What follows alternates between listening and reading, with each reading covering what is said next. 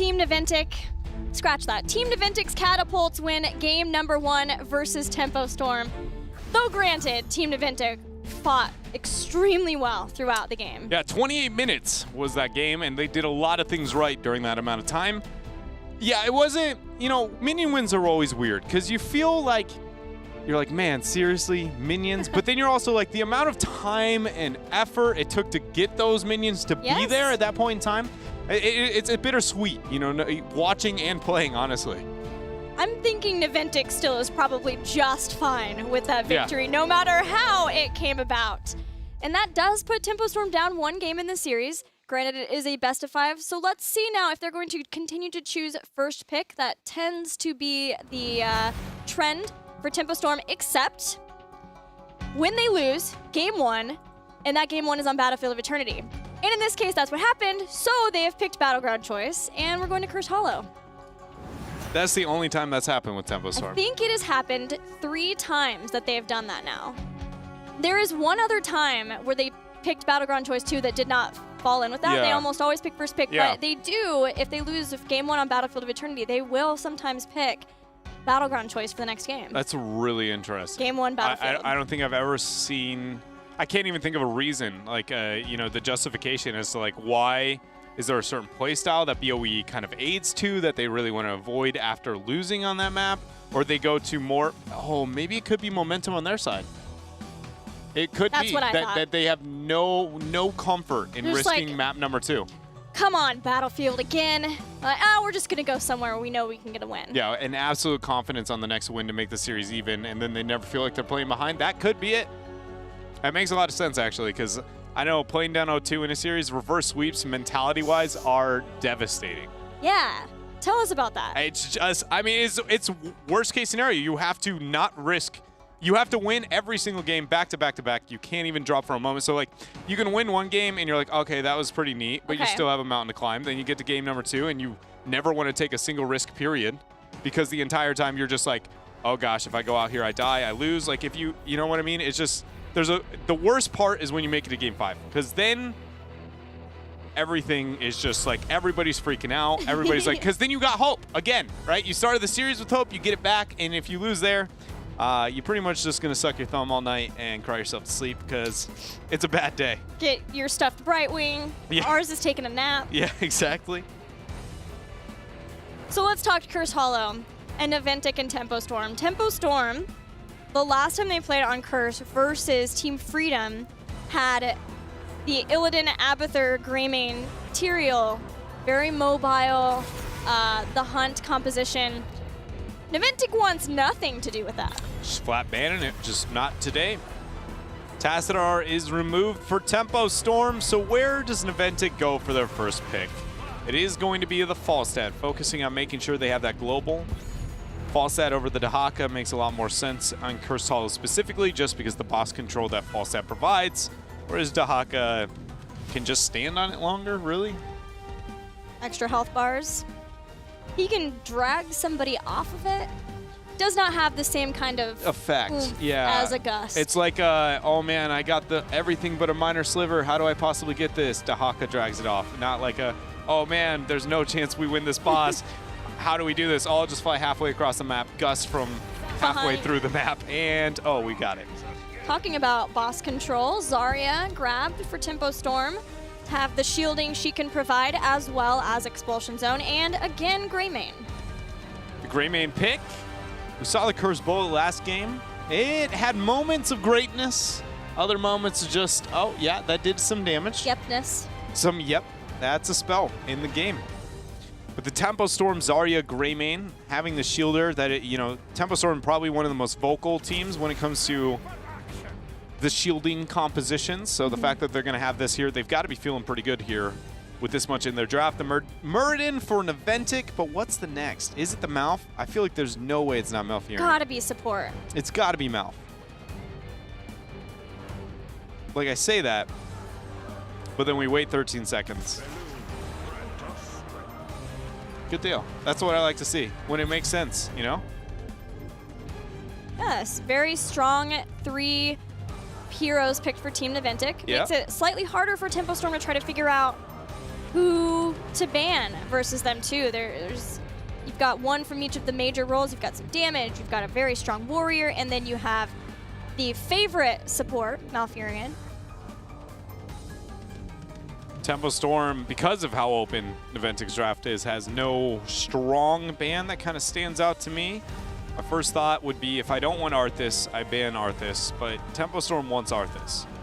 So then what do they want to rid of? A new Barak would be a decent one, but the secondary warrior that they would want as well if, for instance, Team Naventic bans Arthas, and I personally think you can bank on Naventic banning Arthas.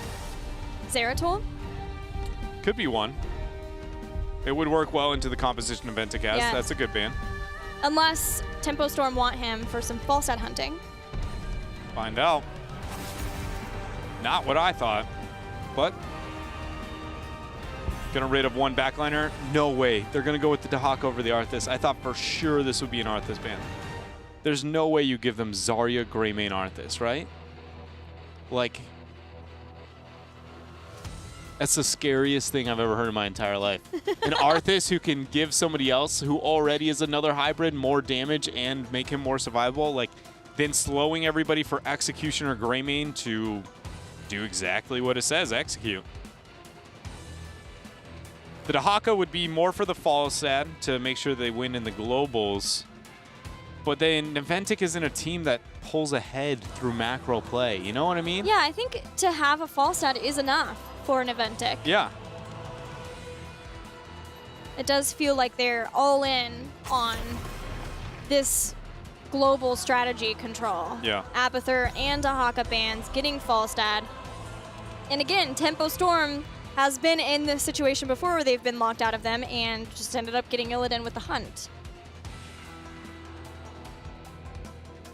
All right, so what is Tempo going to pick up? I talked about how I feel like Arthas is just ludicrous here, like an Arthas Zarya, or excuse me, Arthas Lucio. Save that last slot. If Tempo Storm is again trying to punish hero pools with the Tychus ban, Yeah. then they may pick Vala here for Koth and Luck, because Tomster has only been playing Tychus and Vala the entire part 2 since switching roles. Yeah, that is actually a really good point you bring up. If they want to go for that. It's amazing to me to think that if focusing hero pools was the #1 strategy, don't get me wrong, I think it should be a focus. Man, Rhaegar Tyrael going really, really Greymane focus here. Man, Zeratil's so good now for Naventic. But just the fact that our #1 seed and our last seeded team are going head-to-head right now, and if the Tempo Storm strategy is to focus the hero pools, like, it's okay, you know, anytime you can focus hero pools, but if they truly feel like they need it, it's just rather intimidating thought, just, you know, because they should feel very, very confident. It's just like, no, we just win. But it may be that first game even. Yeah, they didn't fully commit with getting Vala too. Yeah. So it may just be as much that they were planning to have a second warrior, at least 2 warriors because of Zarya, and wanted to stop Naventic from having Tychus. Plus, Vala is easier to catch than Tychus. Yeah. So Ooh. this is last pick, a noob or Stitches?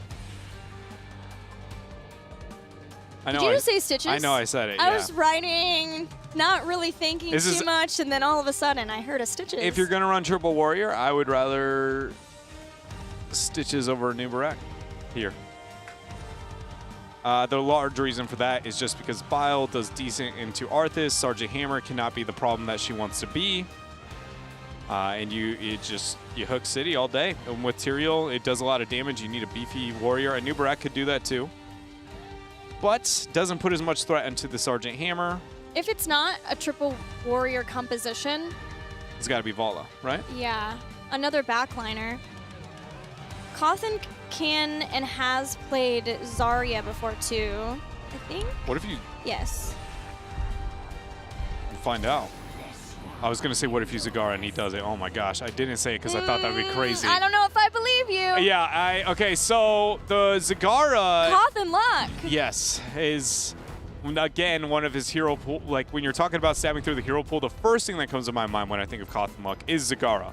And I didn't think we would see it from Tempo Storm, especially not on Cursed Hollow, because the biggest reason I didn't suggest it is based on the fact that Naventic they dropped a lot of resources into winning on globals, but the Zagara pickup is only going to be able to win on going even on globals. Is really all it's going to provide. It does do other things, don't get me wrong, but in teamfight, it drops a lot of your teamfight value. It increases your macro play, and you're only going even off of that last pick. I think I would much rather see neglect the macro, say, screw it, you can have your global, you can have these small advantages. We're going to look on just all-inning the teamfight, which their comp already had by going Tyrael, Greymane, and Zarya, plus the Rhaegar dive comp. Like, I just wanted to see more emphasis in there. And now I feel like they've gone to a safer route that's really going to cripple that teamfight.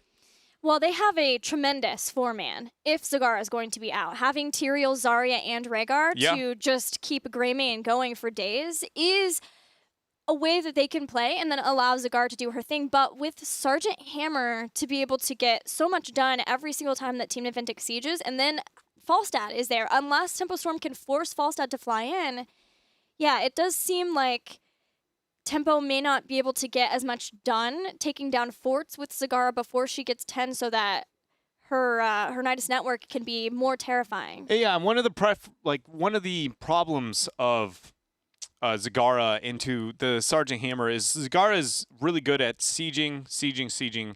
And one of the biggest things she does is she's one of those few that's a global and does effective in sieging, and that makes her stand out. But then again, the Falstad makes up for the global, but then Sergeant Hammer makes up for the siege. So again, it goes, well, what did that do to your team fight? And it lowered. And so that's where I'm really concerned, is like Naventic has the bits and pieces that make Zagara still good on a map that the global doesn't make it stand out that well, and it only matched that of Naventic, to where I, again, look at this. And Tyrael, Greymane comps, don't get me wrong, they've always got a shot just because Tyrael, Greymane is absolutely insane in power. It is.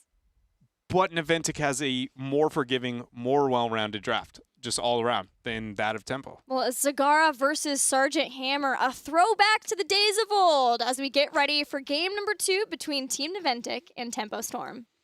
And we didn't even get to the point where we talked about there's a double failsafe. You got Sergeant Hammer, who's posted up. Things get a little Akko Taco. You're going to throw out the Gust. You've got the peel coming out from Arthas. You've just got everything to make sure Sergeant Hammer does Sergeant Hammer things. Honestly, that might be Syndragosa with Sergeant Hammer. I really hope it's not. I would really like to see Army of the Dead. I can see the thought process behind it. But again, then you lose so much on teamfight. What does that do to make up for your siege?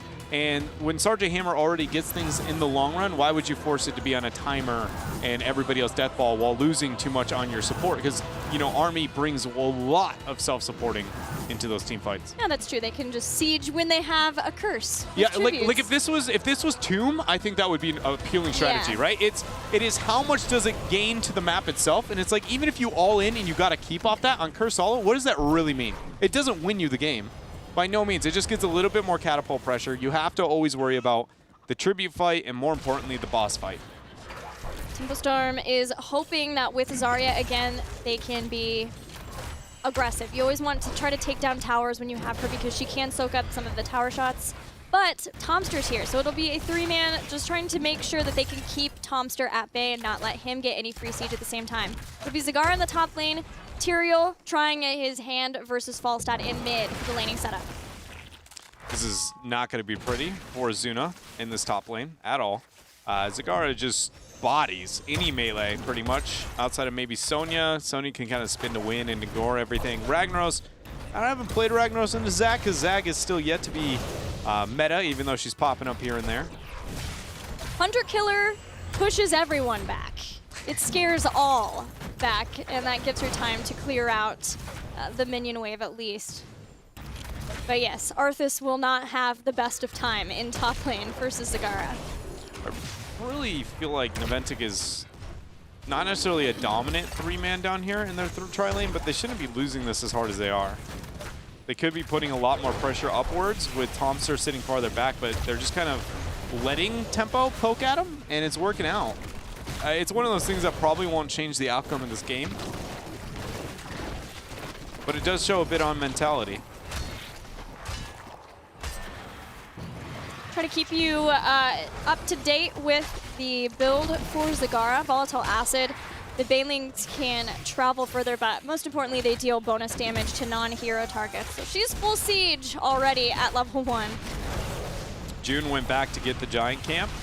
So give him the axe. Cattle here is just ripping through Thompson. There's no way he survives. Oh, the knockback. Man, that shield, that high energy, feel the heat at level 1 I think for Thompson was Zarya. feeling it. Yeah, he was feeling it. He's like, man, this is a bit toastier than we'd like down here. Advanced artillery for Sergeant Hammer, but there's not, again, very many. Nothing really. Stuns and roots from Tempo Storm to stop it from taking place and giving her that armor. So instead, bonus damage to long-range targets. She's, again, relying on the tanky front line of Muradin and Arthas to be able to keep everyone away from Tomster and just continue to siege up, post up. Posting up is Tempo Storm here with these giants on bottom. No members have committed at all to going for this tribute. It's just been, here's the 1v1 on top, here's the 3v3 on bottom, and the 1v1 on mid. These giants should be able to take out a lot of damage though into the front wall and may lead to Tempo Storm cycling somebody and getting that tribute. First turret ended up falling. Sadly, barely not. Tyrell's rotating down. Nope. Chuck Tessa going right back mid. Tempo Storm seem fine, as long as nobody from Naventic is trying to take the tribute to continue sieging and make sure to stay in the lanes. Tempo is doing, they're winning every lane, right? So capturing an objective, all that does is make the laning phase last shorter. Why would you, you know? All the time in the world right now for Tempo Storm. The fact that they're slowly sieging here. The Zagara into the Falstad. Falstad at 7 gets a lot better into that, but it's still not a bad matchup by any means. Arthas, Tyrael hold their own as well. Tyrael should be able to pull ahead of the Arthas even. So Tempo just casually goes, yeah, we'll keep doing this, and anytime you guys want to move up to our tribute, let us know. We'll be willing to take the fight then. Beakid's starting to feel the heat, but similarly, Cattle taking a lot of damage. Saw him trying grenade. Non-grenade, cocktail. Oh, Muradin taken out as first blood. Ken goes down as well. Big impact here to join the battle, but the self-shielded Cattle plus feel the heat is going to be dishing out that heat. Zuna joined as well to try and recover this bottom lane, but that is going to be a 5-0 wipe 4 minutes into this game. And now, ladies and gentlemen, Tempo Storm takes absolute control of this game. That wasn't just feel the heat too, that was explosive barrier. The minute that Zarya throws down her barrier, if anybody's sitting on top of her, it's going to do damage once it goes down. And big impact, not realizing how much damage Zarya could do there. In the end, Team Naventic got a kill on Zarya, but it cost every single member of the team in health. Mule from Kenma. Tempo Storm, off that one fight, got 2 levels, pre-10. Like, what do you do about that for Naventic now? There is so few options. They're lucky it's on Curse Hollow because it's a map that you know you can bank for the later parts and aspects of the game, but they are on full damage control now. Just really going to force them. The next tribute is 100% going over to Tempo Storm. Tempo could even pull a boss choke here if they would like. If they feel like their mid-game power play is enough, just take a boss for free and then look to get the curse on top of the second boss. Nidus Network online. Zagara starting to spread the creep as much as she can so that she can siege down wherever she would like, looking at a boss with those heroic abilities. So what you do ideally here for Tempo Storm, they are going to be able to get away with it too because that tribute spawn. So you start the opponent's boss first because that is obviously the easiest for them to come up and just mess with you while you're taking it. And you take that with your 10. Back out, get this tribute. You wait about a minute for the next tribute to spawn, and then or to almost spawn, and then you start the second boss. And then go, well, now you get to decide if you want to give us a possible curse or you want to give us a boss. In best case scenario, if the tribute spawns next to it, you get both. Good night, Zuna. Fury gets in front for body block. Caterpillar joining the fight. 3v1, Zuna hits all 3 with Howling Blast. He does survive. But this boss, giant camp, Zagara, minions, walking in to take out fort number 1.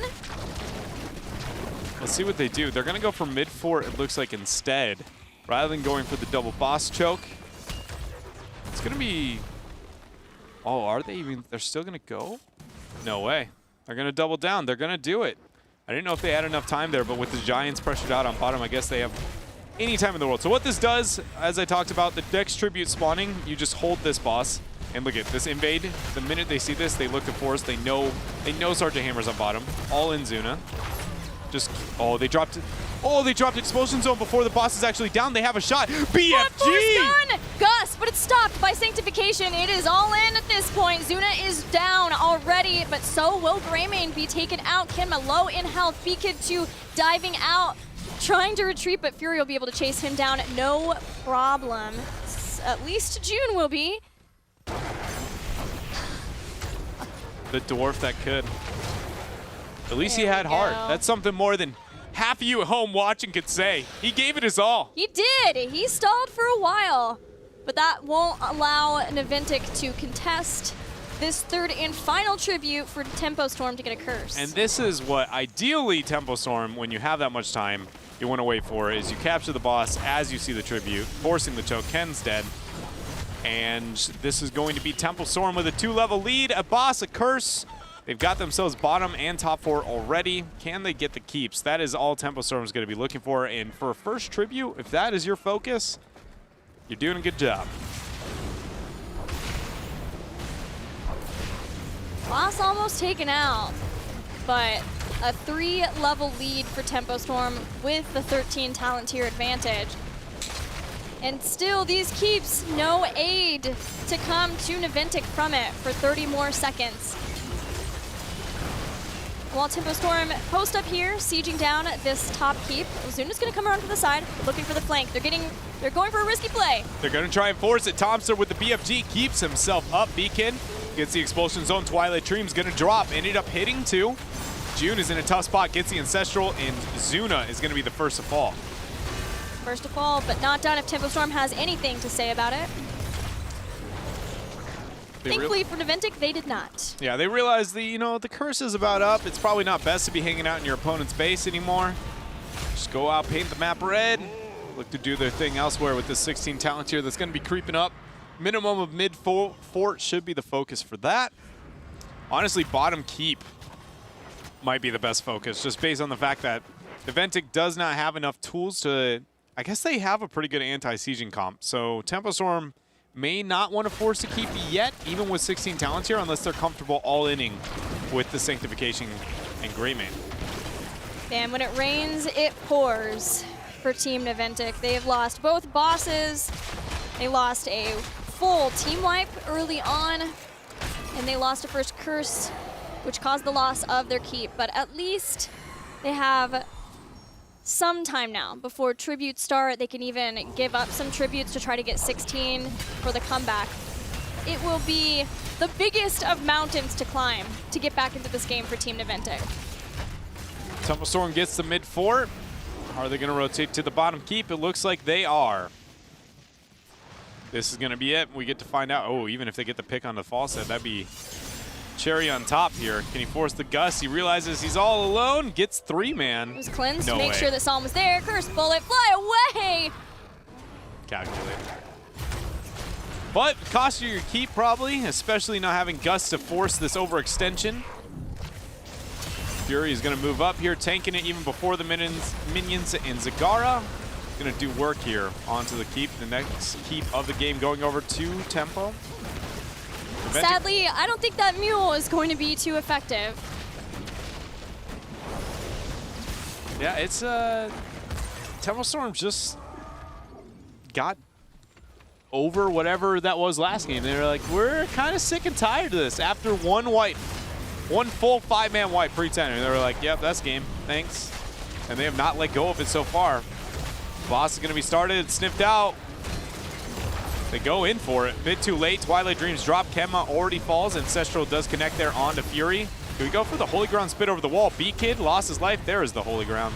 Gust 2 at least keeps the rest of Team Naventic alive, but Tempo Storm are ready to have this game be ended, ready to tie up the series, going in for the core, trying to take out Team Naventic 12 minutes into this cursed hollow game. They've spotted out Zuna. They're looking for body blocks. He drops Army of the Dead, and it will keep him alive for now. It bought a bit of time, but the boss is here. The shielding is already going down. And without that gust up for another 30 seconds, 46% on the core. Tempo Storm is going to tie this up here 1-1 against Naventic.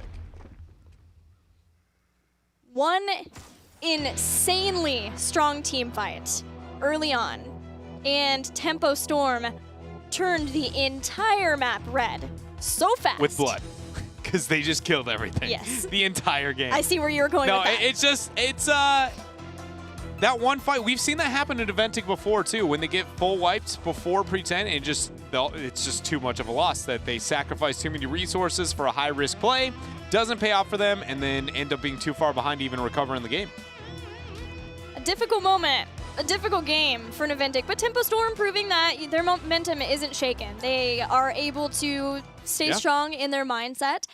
Even despite losing on Battlefield of Eternity. If anything, seemed like that maybe angered them more. Kind of a bit more upset. I'm just more upset that it felt like we didn't even get to watch what Zagara could do in that situation, because it was like we talked about it a lot in the draft, and the entire time it was more of like you could have put in the hero to not lose that lane, probably about the same impact, right? It's just because there was so few fights where it was like, oh, this is going to possibly be a close fight just based on talents, and it just was. I really wish we had gotten to see a closer game, at least. Don't worry, Dred. If you want to see what Zagara can do, you can go back and rewatch the Gale Force Esports games, because she can be scary.